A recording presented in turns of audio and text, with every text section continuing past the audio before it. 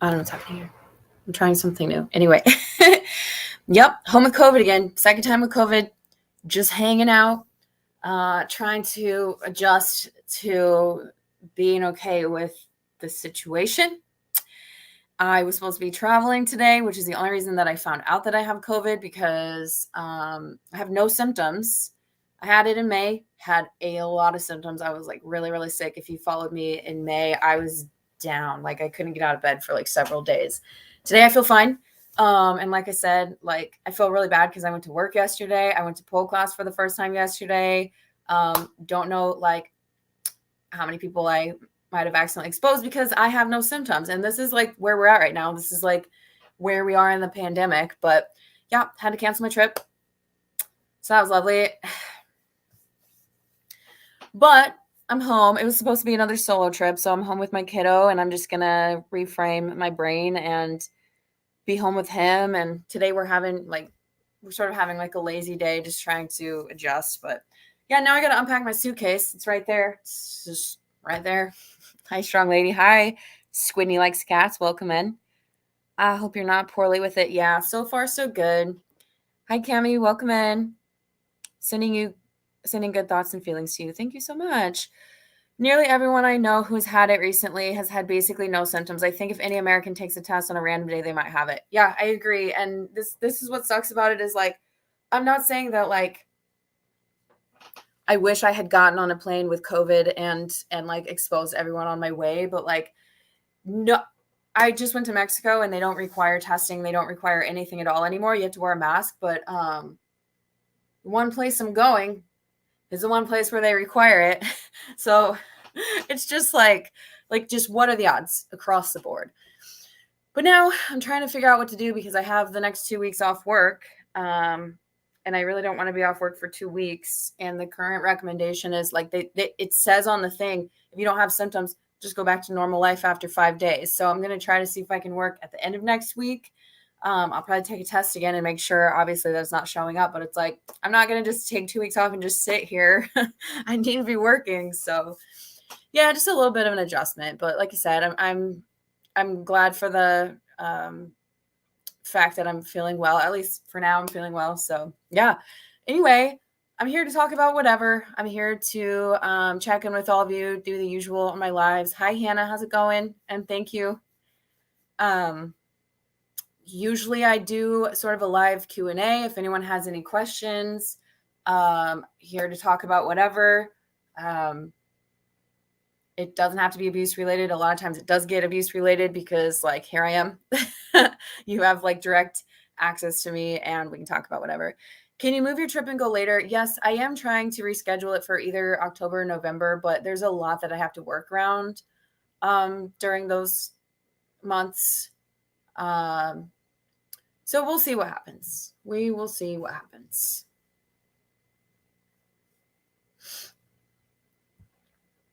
It actually looks like it's also a little bit cheaper to travel during those times. So, I'm trying to find all the silver lining with it, but obviously, yeah, it's a little disappointing. So this is a first world problem. Well, I mean, it's a whole world problem right now. I'm trying not to be a big old baby about it, but I was pretty excited. About it. It's funny though, because like when I opened my test results, I was like sitting with two people and I was like, watch it be positive. And then I opened my phone and it was positive and I just stared at it for like 5 minutes. And the other person was like, stop. Oh, you're not joking. Okay. Weird. All right. You should probably leave now because I was, again, sitting with two people and I was like, I'm going to get away from you now. You're already possibly exposed, but I'm going to go ahead and hightail it out of here. But yeah, these are the times we live in. I'm a little disappointed because I sat down with my espresso as usual and it looks and tastes like I made it from the pod that I had made it from this morning. So I'm drinking coffee flavored water. I mean, like it's really like anyway. So now I don't have something to drink in between conversation. I had to do a parenting time visit with my co-parent last night. He spent his time with the kids berating and bullying me. I woke up feeling so traumatized all over again. I felt it all over my body. I am really sorry. I can absolutely imagine what that would have felt like and what this person would have been saying in front of the kids. Uh, is this court ordered? And is there any way that you can say to the court or like file for something that says like he can still have his visits, but can they be monitored by a third party? Like, obviously, that's not something that he shouldn't be talking about you like that in front of the kids, but like you shouldn't be having to witness on top of it, because then when he leaves and you have to go back home with the kids, and like you said today, I don't know if they're in school, I don't know how old they are, but like you have to be okay. You have to be able to regulate yourself. You have to be able to like, function and parent and do all these things. And like if this person is just like showing up to spend time with the kids but then abusing you, I haven't felt like that since I left in April. It was a horrible experience and I wish I didn't have to do it again. Yeah, absolutely. And like you've spent all of this time like healing and getting yourself to a place where you're like functioning again and doing all of this stuff. Like after immediately leaving abuse, like you're still kind of just like rattled all the time. And then like having that, like, okay, like we're coming down off of it. And then just kind of immediately getting back to square one, because yeah, the body keeps score. And so I'm sure when you're around this person, all of those reactions that you had that you've been trying to like train yourself to not have anymore because that person hasn't been around in that way, it comes right back. And that's a horrible setback. And I really hope that you can get to the point where that's not something that you have to tolerate.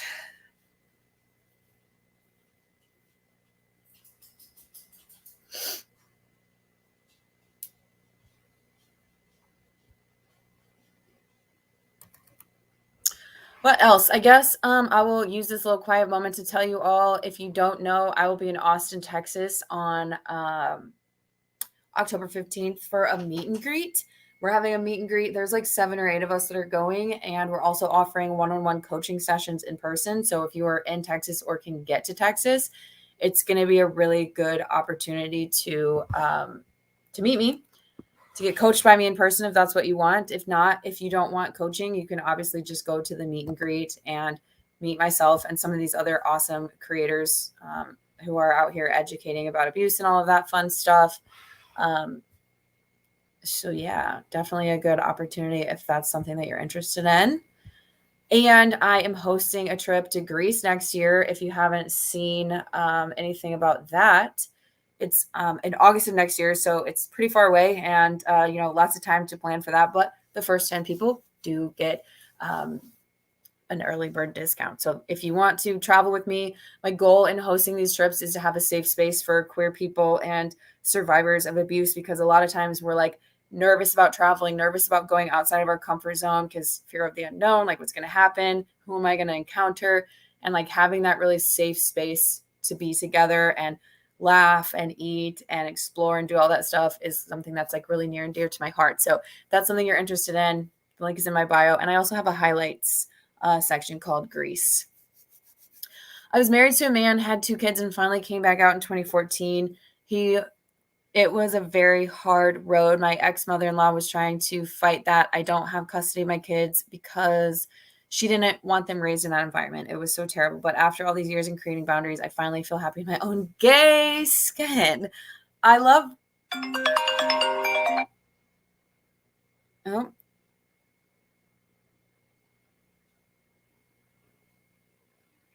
My Instagram feed is freaking out because I just got a weird random call from someone in Indiana. So, I love that you're finally feeling happy and comfortable in your gay skin. I can totally relate to that. It's a long journey for a lot of us, late bloomers, and having to deal with the reactions of some of the people around us, the people who claim to love us and support us, and they were fine with us having like, we've always been gay. We've always been queer. Like, so I came out when my son was 15 months old, and I raised him the same way I did those first 15 months when I wasn't out, as I have in the rest of the time that he's been alive, and he's 4.5 years old. Like, you're the same person.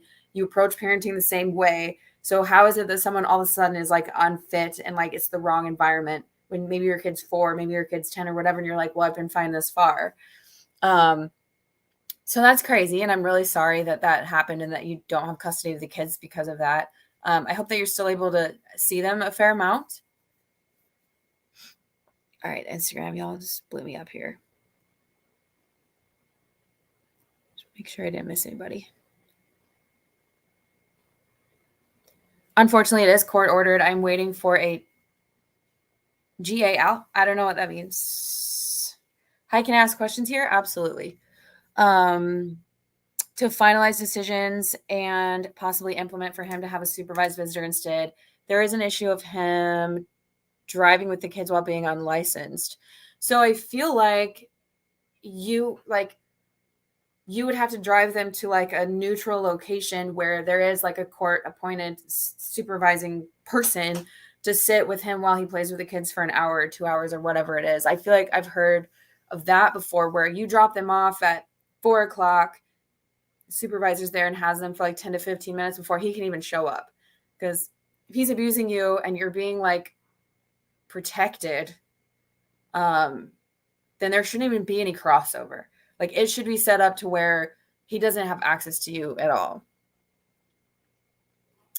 And then he doesn't take them because if he's unlicensed, he can't drive the kids. So he just comes and sees them during that time. Guardian ad litem. Okay, lawyer for the kids. Okay. Thank you for explaining that. I have custody. She fought it, but I went, oh. Trying to fight that you don't have custody. I'm sorry. I read that wrong. I'm so glad you do have custody because I was like, dang, that's crazy. I'm so glad that you do have them. My friend actually recommended this channel to me. Do you know Joe? He said he knows you from school. No, I don't know Joe. I don't know anyone from school. Hey, hi, Em. Welcome in. Oh, yeah. I forgot. So I'm using StreamYard. Lee Hammock from Mental Healness and Ben Taylor from Raw Motivations use this, recommended this. And the one time that I went live with them, they were using StreamYard and like you can click on the comments and then it pulls up while it's recording. And I like, and just learning how to use it and I have no idea. So I just like clicked and it's like, whoa, this is really cool. Joe Mama. Okay, I see. All right. You're so funny. Good job. So yeah, what else? What else are you all feeling today?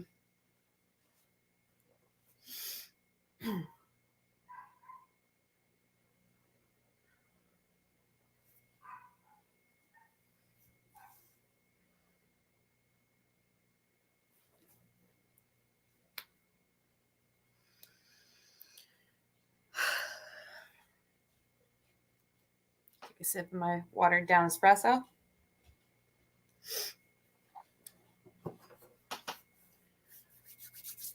Hello. Welcome in. Feel free to ask me anything. It doesn't have to be abuse related. I'm just hanging out for a little bit. I am still trying to get like a live schedule in place so you all know when you can find me and come on here and ask me questions or just hang out. It doesn't always have to be abuse related. I've definitely slowed down on the abuse content on Instagram because I just feel like I just want my Instagram to be more of a place of like healing and like growth and happiness and all the things that I'm doing post abuse and like hopefully inspirational to people who are like, I want to get there someday. Because that's how I feel like when I come on Instagram lately, I just feel less like doing like the abuse education. But I'm still doing a lot of that on TikTok and sharing it to YouTube. So there's a lot of like me responding to comments or responding to certain subjects about abuse. And I'm still creating like more abuse content on TikTok and again, sharing it on YouTube and Facebook and all that stuff. But like my Instagram has become a little bit more of like a chill place where we're talking about travel. We're talking about my son and I, we're talking about like all the things. So, yeah, definitely putting that out there. If you're like 100% here for just like abuse content and you have any of those other platforms, head over there because there's more stuff. And I am still creating the podcast. I, in fact, just recorded an episode about just something that I just randomly remembered that I was like, that was a really messed up day. I'm going to share this with all of you. So I'm definitely still creating all the abuse stuff. But yeah, my Instagram, for some reason, it's just kind of like feeling right to do other stuff right now. And I really appreciate you all just kind of going with the flow with me because I really am on Instagram, just like, we're talking about abuse. We're talking about everything else. We're talking about abuse. I'm on a trip. I don't want to talk about it.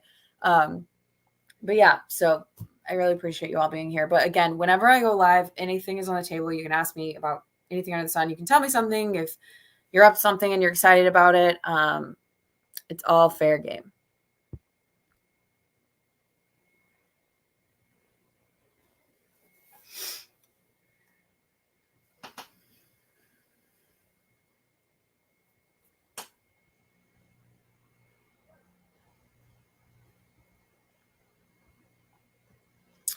Oops, how do I do this?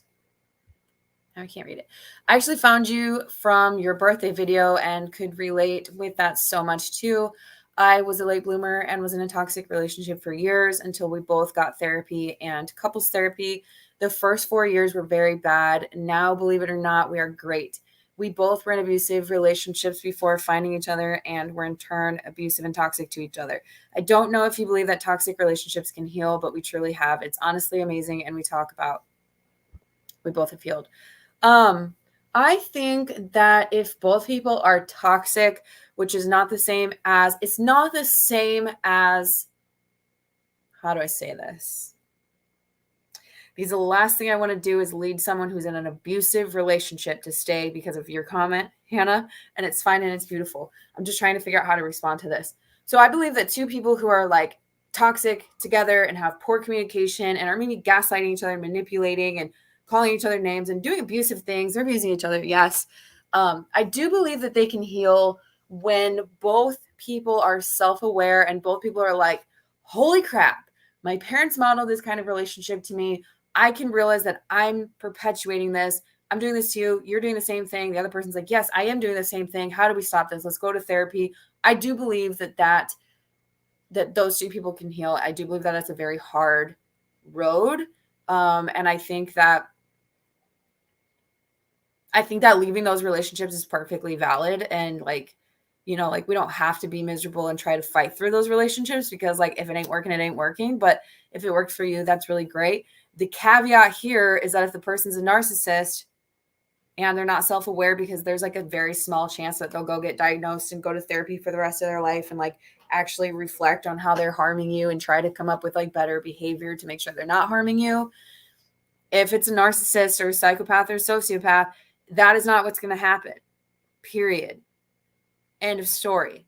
So thank you for sharing that. And yeah, I absolutely, like, I have heard stories of people be like sometimes like maybe you start off and you have a great relationship and then something happens and for like 3 years y'all hate each other. You're sleeping in separate rooms, you're fighting all the time, there's no communication, you're stonewalling each other, blah blah blah, and then something happens and one of you is like, I want to fix this, and the other person's like, me too.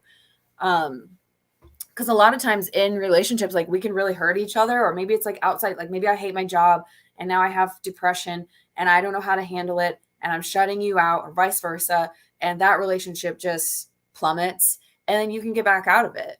Because like, we all have mental health. We all have mental health struggles. We all have trauma. We all have triggers. We all have things. And like, sometimes it's impossible to maintain a relationship. Sometimes you're also being abused. And I do not believe in mutual abuse.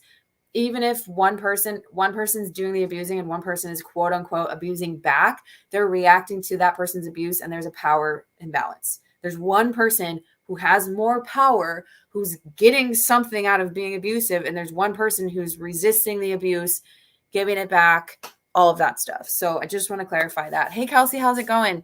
Hola, Ilich, ¿qué tal, tío?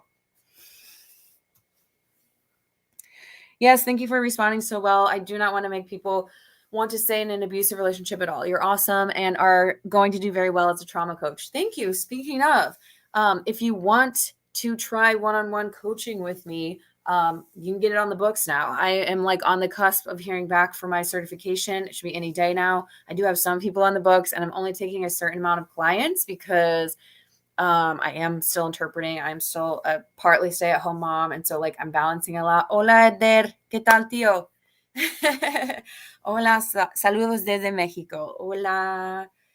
COVID again. Yes. Although I have no symptoms, so I'm feeling sorry for myself right now because it ain't fair. Y a mí no me saludas, tía. Acabo de saludarte ahorita. But yes. And Hannah, I appreciate you saying, like, I didn't want to encourage anyone to stay in an abusive relationship, because a lot of times on my content online, like one time I made a video about lesbians moving too quickly, and immediately a lesbian was like, well, I moved in with my wife after like 3 days and we've been together for 20 years. And I'm like, I see you and I know that it does work. And my response was like, would you rather me encourage people to slow down and avoid being abused, or continue to tell people that it's okay to rush and then they possibly get abused? Like, I personally would rather avoid the abusive situation by slowing down. And so like, being able to to understand that abuse happens and that not all relationships are repairable, and like being able to be like, yeah, I wanted to share my story, but also please do be cautious and please use your own discernment on whether or not you should stay in the relationship, and not being like, well, this worked for me, so that means it works for everyone. Like, yes, that's what we like to see. But yeah, thanks for sharing that, Hannah. What else? You sulk, baby. I'm sorry. And also, you're going to be a great coach. Literally perfect. Thank you. Yeah, I'm trying to perk myself up. My brain feels like mush today. Obviously, supposedly I have COVID, and supposedly that does come with COVID, but I just feel like really thrown off and like don't know what to do. I'm like, do I go outside and play with Adler? Do I just sit around with Adler? Do I make some content while he's having chill time? Do I pout all day? Like, what do I do? Because I'm supposed to be at the airport right now. And yeah, that's the only reason that I found out that I had COVID was because I took a test so I could travel. And like I said, have no symptoms whatsoever. Been living life like normal. Went to work yesterday, went to pole class for the first time yesterday. And like, hopefully no one else gets sick. But yeah, this is the reality of the world we're in right now and the current state of the pandemic, which is still very real. But like, yeah. And then even like, it's weird to think about because the last time I had COVID in May, I was very, very sick. I knew before I tested that I was going to test positive. I was like, this came on real fast. I feel like my soul is leaving my body. And I went and got tested, and sure enough, I had it. And then I was testing positive for a while. Like, I was still having symptoms. It was like this long thing. And then now here I am, and I'm like, and the thing from the hospital says, if you don't have symptoms, go back to life as usual after 5 days. And I'm like, 5 days? Like, originally we were staying quarantined for like 14 days. If someone even looked at us that had it, and it's just, and like the rules are constantly changing. And I'm just like, we're trying to all go with the flow here. And I feel comfortable saying this because like we all, like the whole entire world, we have this collective trauma from the last 2+ years of our lives of like not knowing what to do. Like, is it safe to do this? Is it safe to do that? Like, how do we, yeah. Who can I hang out with? Where can I go? What do I do if I get test positive for COVID? It's wild. So yeah, thanks Kelsey for reminding me to give myself permission to feel sorry for myself. Hi, welcome in. Did you have loss of taste and smell the first time you got COVID? I did not. I did not. I had a fever. I had a very high fever for like 3 days. I had a sore throat for the first couple of days. I couldn't stay awake. I was very weak. I didn't eat. I quit drinking coffee because like I just wasn't, like I was just in bed for 3 days. And then I got up and I was around because I was home alone with my son. So I was like trying to be a good parent, but also like my lung capacity like was 0. Like I would be like, I remember making a TikTok and I was like, I'm back. And then I did have a response to it and I was like, I'm not back. I am not back. I'm still down. This thing is really bad. But yeah, I'm thankful that so far I've not experienced anything at all. But again, I think it's worse. I think it's worse like having it for a second time. Like I felt better that first time. Like I felt it coming on and I was like, whoa, everyone stay away from me. I'm pretty sure I have COVID. Okay, I do have COVID. I was able to like stay alone and like whatever. But this time I'm like, I might have like contaminated people without even knowing it because like if you don't know you have it, like no symptoms. Is your trip still on? Just postponed for 5 days? It's canceled. It's canceled. I texted the person that I was going to stay with this morning and we talked about it and we're like, what are we going to do? And it's canceled. I'm going to try to go either in October or November, but I unfortunately just like the way life is working right now, like the windows are very tight. And I don't know if it's worth having like that kind of turnaround. So we'll see if I can fit it in. But I mean, I've been traveling a lot this year. So it's not like this was like my first trip planned and I haven't been anywhere for a while, but I was definitely really looking forward to this time. I'm pretty disappointed.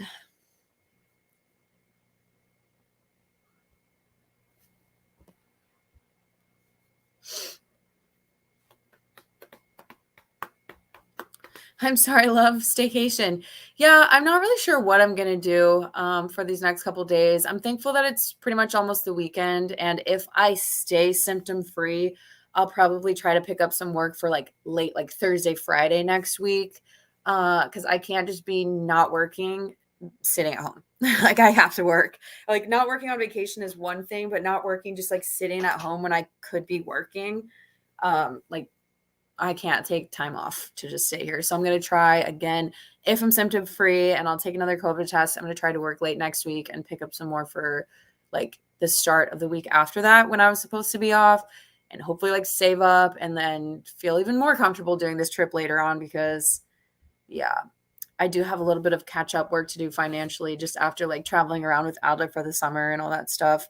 And just like being home at my mom's house. Like I was just at my mom's house and I was working some, but like I wasn't making like usual finance level, whatever. So I don't know. Flights will be cheaper, I guess, later on this fall and stuff too. I was really excited about like the hot weather because it's still really hot in Madrid during the day. And I was like, oh, I get to have like a couple more hot days before it's over and I'm in Washington and whatever. But I don't know. I don't know. Hashtag mom life. Yup. Hi, just a jellyfish. How's it going? How it's going. How it's going.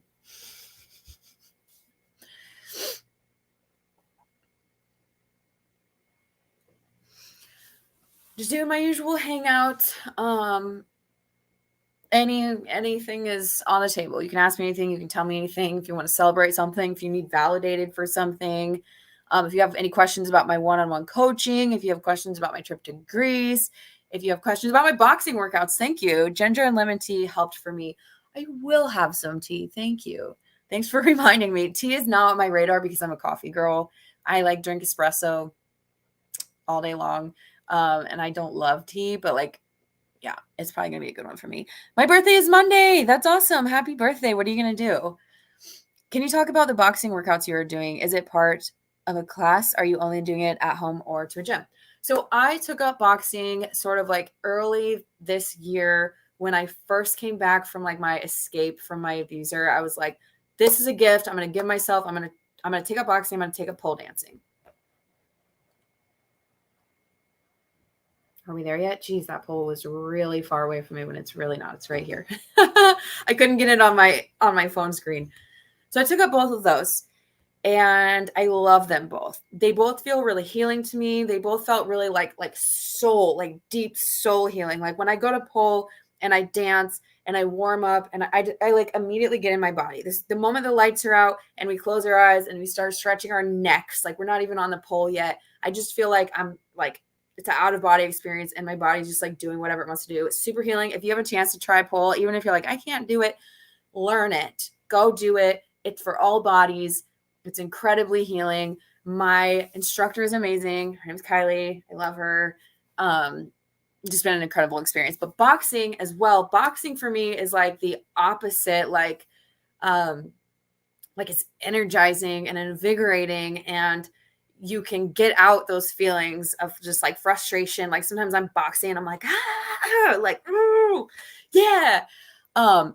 Also, like I think have been really, really important for my healing journey because the way that I felt attending those early on and the way I feel now is completely different. Like I was working through some stuff like crazy. And now I'm like, okay, this is awesome. This is for me. But I originally was doing classes in studio for boxing. I'm sorry that was such a long story. However, it's ridiculously expensive. Pole is kind of expensive too. But like 1 month of boxing in this gym that I was going to, and it worked out because it was where my work is. So I could only go on days that I was working. And it had to work out perfectly with like their schedule, my schedule, all of that stuff. But like 1 month of boxing is the same price as a bag. So I could buy a bag and box for the rest of my life, or I could go into debt trying to afford boxing, going to classes. And I really did enjoy the classes. I loved like being around other people and like, again, all body types, people who've been doing it for a while, people who are new at it. It's incredible to see. It's like super like inspiring. And then also to have that safe space where people aren't like, is that their form? Like, oh my gosh, they're not punching as hard as I am. Like, are they wearing that? Just people are just like, I'm here to box or I'm here to do pole.